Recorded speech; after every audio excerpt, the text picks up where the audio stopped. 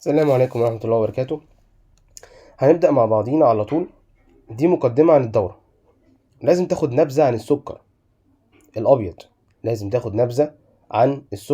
الأبيض. بص يا حبيب قلبي، كل أكلة سكر تستدعي الجسم يتخلص منها، ودي سبحان الله هندسة. ربنا عز وجل خلقنا كده. بص يا حبيب قلبي، ربنا ما خلقش السكر الأبيض. مفيش شجرة تروح تاخد منها الثمرة، مفيش شجرة هتروح عندها تاخد منها ثمرة، تمام، وتطلع منها معلقة سكر أبيض. مش هيحصل. مفيش. السكر إحنا اللي عملناه.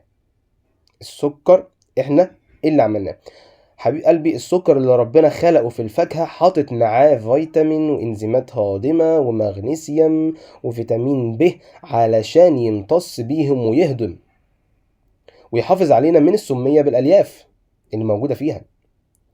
احنا عملنا السكر الأبيض، انزيمات هضم اتشالت، فيتامين ب اتشال، شلنا كل حاجة في الفاكهة وطلعنا منها السكر الأبيض.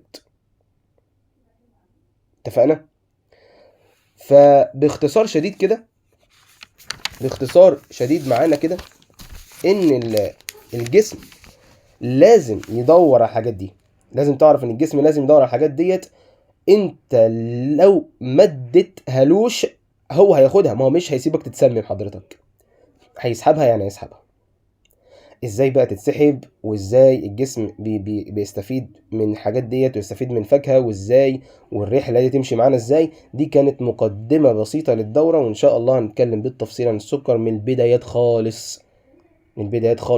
نتكلم بقى ايه تعريف السكر، وهنتكلم عن كل شيء باستفاضة ان شاء الله.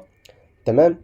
انا بس كل اللي محتاج اقوله، اللي محتاج فعلا ينتفع وفعلا محتاج يغير حياته يشترك.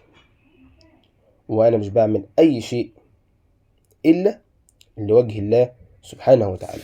صدقوني، انا مش عايز منكم اي حاجه، ولا عاوز من اي حد يتفرج على الفيديوهات دي اي حاجه. كل اللي انا عايزه بس ان انت تستفاد زي ما انا استفدت، وربنا ينفع بينا جميعا ويجعلنا من اهل الفردوس الاعلى ان شاء الله باذن الله. والسلام عليكم ورحمه الله وبركاته.